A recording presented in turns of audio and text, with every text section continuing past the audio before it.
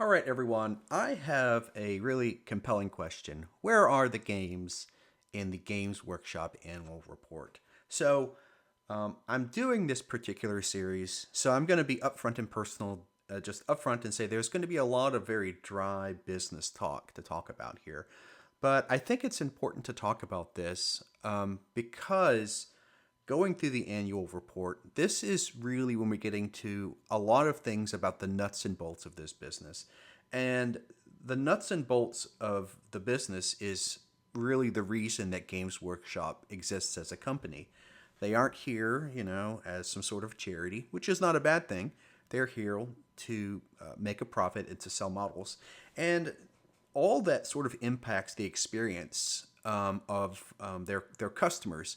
I'm specifically going to be focused on the gamers because, generally speaking, the first thing you think about Games Workshop is they're a games company. But as we're going to get into their annual report, we're going to see that's quite the opposite. Now, just so you know, I'm going to cover a lot of things: the financials. This is the first part, all right? This is part one. I'm going to talk primarily about the business strategy. We're going to get into another part about the financials. We're going to talk about the business structure, talk about some of the risks. So, in other words, there's a lot more to discuss that I'm going to be specifically leaving out um, a lot of things and just saying that I'm going to focus on that later. But for part one, I just want to talk about the business strategy analysis here. With that in mind, hey, like, subscribe, and comment. If you enjoyed this, if you have questions, just hey, let me know. I hope this really is here to educate the gamers who are interacting with Games Workshop and to be very clear about what you should expect from them. Because unlike what they're saying in this annual report is really what they're going to do. All right. So that in mind, I just want to say this is not financial advice. Just primer before we discuss any of this and its expectations. I will be later on be discussing financials, but I just want you to know when I am at times going to touch maybe some of the stock price and how that all this stuff affects the stock price. But just so you know, I'm generally going to try to avoid stock prices because I don't want anyone to get any sort of thoughts about, this isn't about whether you should buy or sell Games Workshop stock. This is not financial advice. This is just here. Really, if you're a gamer, I want you to better understand Games Workshop as a business. All right, so when we're getting into these annual reports, first thing we're going to talk about is the chairman's statement. So, in a lot of these annual reports, there is some fluff involved. Just for brevity's sake, I'm generally going to avoid the fluff. I don't think it's that important. So stuff like, hey, we're do the right thing. That's not really what I'm interested in talking about. All right, let's talk about this. So in this particular chair statement, the financial outcomes are crucial to long-term success. Obviously speaking, they need to pay their staff, basically pay the suppliers, pay taxes, and they talk about it as well. They're going to, invest into the company, and they're going to return and delivering a return to their shareholders. So, when we talk about a return to shareholders, obviously they're a publicly traded company, and so all companies, their goal is to return value to their shareholders. So, first thing to understand, I'm not here to say that Games Workshop is good or bad. They are, I think that's a bad way to think about businesses. They are, all businesses are ultimately about delivering a return of value to their shareholders. So that's the important thing to understand about a business. Ultimately speaking, Games Workshops, who are they ultimately going to listen to? And who are they ultimately going to please? They're going to please the shareholders because that's their job.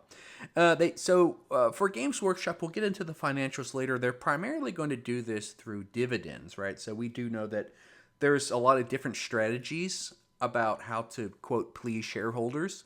I'm not going to get into all that other than to say that Games Workshop primarily does this through dividends. All right, and they also mentioned they're not going to resort to debt. We'll get into that later when we get into their financials and some of their business structure. This is not a company that's interested in really leveraging itself. All right, let's just get into the strategic report. I'm just going to try to. I do have a lot of stuff to read through. You can skip at parts, but I think it's important that we dig into the business minutia because there's a reason that these annual reports are written in very sort of business speak because they want They don't want your average consumer to read this. This is the sort of stuff that, business analysts would be reading to sort of understand. And by the way, their customer in this annual report, well, partially it's the government, they're required to submit this stuff, but also, obviously, the annual report can be used in a certain level of advertising and marketing, and they're reaching out to investors. They're not, gamers are going to buy their product, but this report is primarily targeted at investors who are going to buy their stock. So they talk about how they're committed to the development of their IP, intellectual property. You're going to see that a lot, and making of the Warhammer hobby. So a few things to keep in mind is they do claim their hobby isn't gaming or painting. It's Warhammer itself as a hobby. They see themselves as a sort of separate hobby from everything else. So one thing they talk about, so up front, what is the main thing they do? They say our ambitions remain clear: to make the best fantasy miniatures in the world. And of course, to sell them out of product. So first thing to keep in mind is that they're just upfront and clear that Games Workshop, their ambitions, their highest priority, they are here to make the best fantasy miniatures in the world. So they're a models company. But the other thing to keep in mind is that they're interested in making the best miniatures. So think about Games Workshop less as, they're not interested in sort of competing with every model game, miniatures creator. They're positioning themselves, when we talk about business strategy, they position themselves as a high-end product. So if we're like comparing this to like Apple, in computers, there's a lot of people who make computers, and some of those computers are really cheap. Apple doesn't try to compete with the cheapest computers. They try to compete as a high-end product, right? So keep that in mind. That is a similar strategy to what Games Workshop wants to do. They are interested in producing high-end miniatures and selling those at a premium, of which the product, a profit will be gained. All right, so what do they do? So that's their goal. Their goal is to sell miniatures. Well, how do they make money? So they do basically give out a business plan to investors, and they give a 5-point plan about how they're going to make money and return that to the investor. First thing they want to do, so this is sort of reiteration, the most important thing in their business plan, if you will, is to make high quality miniatures. They even say they understand they may not appeal to everyone, and that's important that they recruit and retain customers who are focused on making models the best in the world. So one thing, they even say it, they're not trying to appeal to everyone. They are trying to appeal to customers who want, those very high quality miniatures and are willing to pay, as they say, they're going to sell their miniatures that they for a price they believe is the investment in their quality. They're just saying that they're going to sell those miniatures at a high price, and they understand that's not going to appeal to everyone. So that's the first thing they're going to do. They have a strategy, right? High quality, high price miniatures.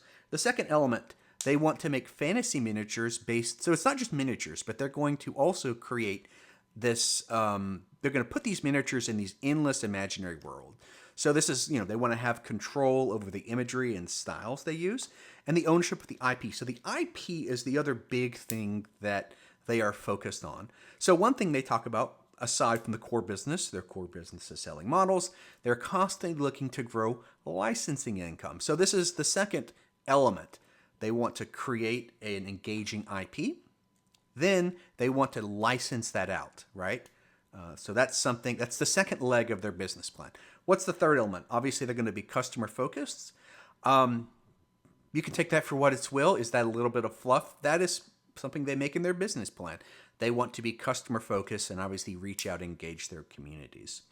And I think that you could say they are certainly within their own community are pretty successful. If again, they aren't trying to reach out to everybody, but the people who they are reaching are real Games Workshop, fans. And these are the people here who only want to play with Games Workshop models. They only want to, only use Games Workshop paints. I mean, these are their customers, right? These are people here who are they aren't just gamers. They are really Games Workshop gamers. The fourth element is the global nature of the business. So here they're going to define their customers. This is important. Who does Games Workshop view as their customers? One, they see them all across the world. So who are they? They're a passionate bunch with an interest in science fiction and fantasy. Obviously, they're nerds. But who are these guys? One, they list out the priorities of their customers. One, they're collectors. Two, they're painters. Three, they're model builders. And then four, gamers. And this is what I want to talk about. If you are getting into Games Workshop for their games, it's important to understand that their customers are primarily interested. The people who they are targeting are primarily interested in collecting models, painting them, and building them, and then maybe playing games later on. And that's important. If you are a gamer, it's important to see that you haven't really seen them talk a lot about their games.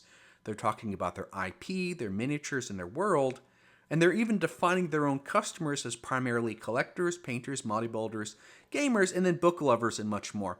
So that's interesting, right? They also talk about how their customers are deeply invested in their rich characters. These people are sort of sold. They're not trying to reach everybody. They are trying to reach customers who are truly sold on the IP and the characters and their models. The last thing they're talking about is focused on cash. We won't cover this too much, but obviously, specifically talking about cash, they're generally talking about sort of a low debt strategy, right? They're not interested in sort of heavily leveraging themselves to sort of grow like that. They're also talking about they want to have a good cash return as they continue to innovate and surprise. So they're very interested in having that cash. And of course, they want to, to be around for. They're obviously so they talk about they're using this cash to invest in their long-term and short-term maintenance, pay staff, and then of course they want to deliver a surplus cash to the investors. So Games Workshop is telling you a lot of their goal is, in addition to sort of funding their own expenses, a lot of their profits will go to their shareholders as dividends. So just keep that in mind. They do talk about they are interested in doing a good job, but they say within the agreed cash limit. So I'm going to get into this later with the financials. They are a very conservative company, not interested in sort of highly leveraging themselves. All right. So they talk about they measure the long-term success of their company by what? By a high return on investment. So this is a business strategy. Games Workshop is not trying to. So there's a lot of different business strategies, and I'm not going to cover them all. But take some time and learn about business strategy. What I would say is that Games Workshop, their strategy isn't to try to sell as many models or as many things as possible. Their strategy is to try and sell models, but to maximize their return on investment. That means that Games Workshop is okay if they don't sell as many miniatures. They're more interested in maximizing their return on investment. That means that Games Workshop, if you're interested in about why Games Workshop is some of their prices are so high, because they're interested. We go back to it. That's their strategy, to maximize that return. They're going to try to get the most they can out of everything they sell. In the short term, they do talk about they're interested in their ability to grow sales, but they always talk about, whenever they're talking about growing sales, they always want to maintain that core operating profit margin at current levels. So again, they're not against growing sales, but they're always going to keep that as a secondary goal to maximizing profit. Maximizing profit. Now we better understand why Games Workshop charges so much. That is their goal as a business, to maximize profits. All right. So that's their 5-point plan. They've given it to you, right? Now let's get into a few things. Let's talk about their branding and their IP. So one thing they talk about is that, hey, they've got these IPs. I want to, from a gamer perspective, I want us to sort of see how they see their games. So they mention their brands. Our key consumer-facing brand, their brand is Warhammer. It unites all aspects of the Warhammer hobby. I think that's important to understand how they define their hobby. They define it actually as a Warhammer hobby, not as a gaming hobby, not as a miniatures hobby. Their customers are really people who are focused solely on Warhammer, and they actually call that a hobby. And what is the Warhammer hobby? How did they define it? They say right here, by what? Collecting, building, painting, and then playing is less, less priority.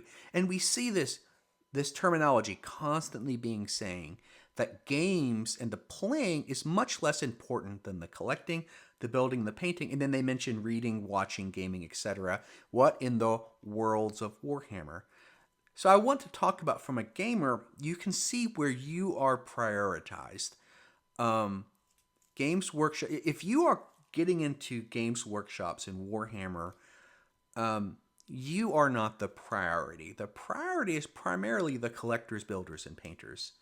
Now listen to this. How about this one? We have two main universes and settings. So the sci-fi one they talk about is 40K and Horus Heresy and Necromunda, and then their fantasy setting includes Age of Sigmar, Blood Bowl, and then this was released before this annual report was released before Old World came out. So they believe our IP to be the best in the world. Now, that's important. They do not see Warhammer 40K or Heresy or all these, what we would call them games, they don't see them as games. They see them as universes and settings, of which a game may be a part of. It's a part of, but they don't, in other words, if you are a gamer, you may be defining 40K as a game, but Games Workshop doesn't see it. They see it as a universe and settings, of which a game is just a small part of. So it's important to get that, sort of to wrap your head. There are people who play Warhammer primarily for the game, but it's important to understand that Games Workshop, from what they are saying, from what I am picking up, they don't take the game as seriously as perhaps some gamers would. They continue to, the last part, they continue to add to the depths of these worlds. How? How do they interact? Through an ever-evolving range of miniatures. So they want to keep hobbyists engaged. So they're going back to, they see their customers primarily as hobbyists, not gamers. And how do they keep them engaged? Through an ever-evolving range of miniatures. They are interested in constantly pushing out miniatures to these hobbyists to keep them engaged.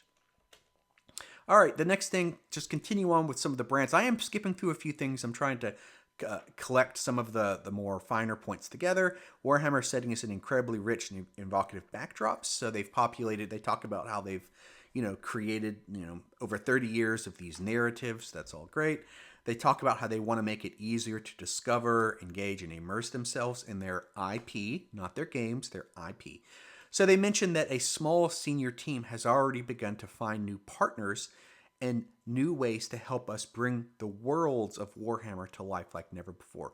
So they're going to talk about how they continue to explore animation, live action, video games, and more. So, and we'll get into this. This is the other thing that Games Workshop is focused on. They're focused on partnering with other companies to license out their IP, right? They want to find, Amazon is mentioned here. They're going to go to Amazon and they're going to say, here's our Warhammer IP. Create a product and give us a % of that money. And we'll talk about in the financials why they're so focused on leveraging their IP and licensing it out. But that they talk about that. They want their IP to be licensed out. Now, they do mention that they want to present the best aspects of the rich IP, delighting audiences, but always ensuring that they do no harm to what their core miniatures business. So again, Games Workshop, what is their core business? It's a miniatures business, and that is what they're primarily focused on. All right, so let's just continue on in the design. They talk about how they've got this design studio in Nottingham, so that we'll get into the business structure a little later. One thing they talk about is, they're always talking about in this particular section their models and their models. They mention their two sub-brands, Citadel, which is primarily plastic miniatures, and they have Forge World, which is primarily resin, as it is now. But one thing you're going to read in this section is they're constantly talking about their miniatures. They always want to produce more miniatures. One thing as well, they mention here, on the third paragraph, many customers love personalizing your miniatures, through paints. Paints, brushes, and accompanying paint systems. So that's the other side. They don't just sell miniatures, but they have all this hobby-related products. And remember, their core audience are people here who not only love Games Workshop miniatures, but are also people who are big fans of Games Workshop only products. And I think we've all mentioned some of those people in our gaming experiences. They only believe in GW miniatures. They turn their nose up to people who have, non-GW. They only use GW paints. This is their core audience. So let's just keep that in mind here. They have a lot of supporting hobby products. Okay, I love this last part. The fourth paragraph, I love this sentence. It says, when not interacting with our miniatures, many customers enjoy reading stories in our rich and immersive worlds. I think one of the things that I would say in this annual report is how little they mention games and playing their games.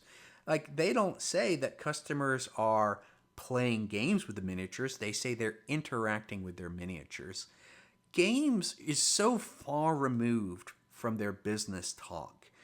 They do have games and they mention it periodically, but you can just see the focus of this company is on their miniatures and their miniature hobby products like their paints. They don't even mention the fact that these people oftentimes don't even play games. They interact with their miniatures. It's a good way of business speak of saying that the games are such a small and minor part of this company's strategy. I just want to end up with this and saying that they have a product team that's Warhammer Design Studios. That's their design studios. And what do these design studios focus on? So they mention here, 1, miniatures first, 2, books, box game specialist systems, hobby product, that's the paints, and then publishing. I think it's interesting, again, they're always putting miniatures first. Now, books, is that army books or is that books? We don't know. They don't really they don't mention games. Like, where is there actually mention here of games? They have box games. It's in specialist systems. What does that mean? They're very vague. It's almost like they're ashamed to even say, "Oh, we've got these great games." So interesting that they talk about that. Anyway, just something to keep that in mind here. All right, let's just continue on here. The last thing I want to talk about in their design is they're talking about how, again, I'm not gonna beat it. What are they talking about in their launching of Horus Heresy?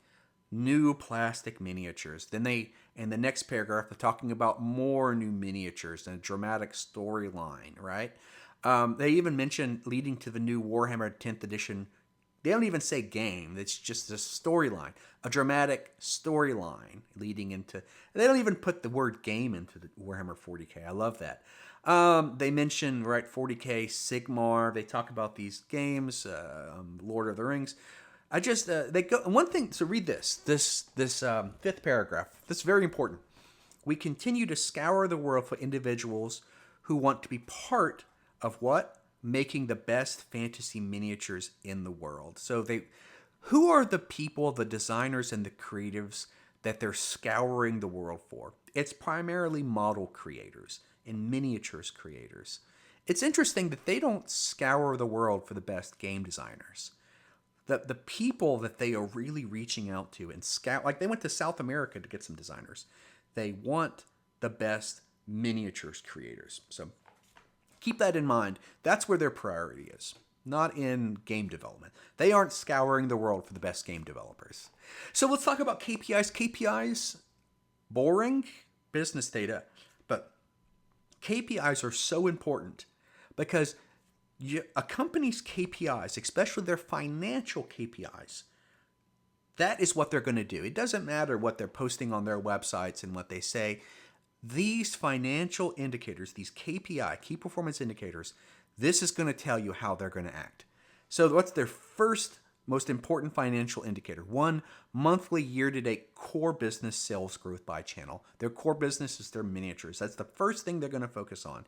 They want to sell miniatures. The next thing, monthly year-to-date core gross margin. Not only do they want to sell, they want to make as much money as possible off selling these miniatures. Gross margin. Year-to-date, the third one, very close, but slightly similar. Year-to-date operating profit percentages. So the operating profit means that they're basically looking at it as a whole. And they're saying, okay, so when we reduce all our expenses from our core revenue, we want to maximize this operating profit. They want to make a large profit. And again, to go back to it, why are Games Workshop products so expensive? Because that is a key performance indicator. They want to maximize their profit.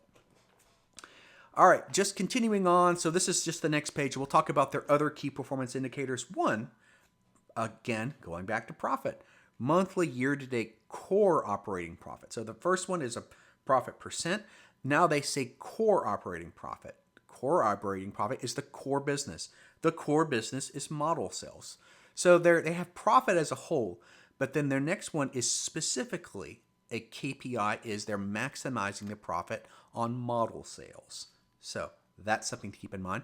The next one is a smaller one. Now it's further down the line, but it's there. Year-to-date licensing revenue. We'll get into the financials later, but that's a KPI for them. They want to have year-to-date licensing revenue. They want to make that licensing revenue. What's their non-financial performance indicators? One, the number of stores. It's interesting. I'll talk about this later in their business structure. It's fascinating that they use the number of stores. And then they also talk about the ordering stock list. So this is just basically making sure that they're ordering, that they have a lot of people who are ordering from them basically through their third-party traders. And then the last thing on the line, customer engagement. So it's important, they don't put customer engagement at the very top. It's the last thing they worried about. So that's it's important to understand. It's important because this is a business. So business is always going to prioritize profits. But then further down the line, they will prioritize, if you will, their customer engagement. But it shows you the hierarchy, right? Profits are first. All right.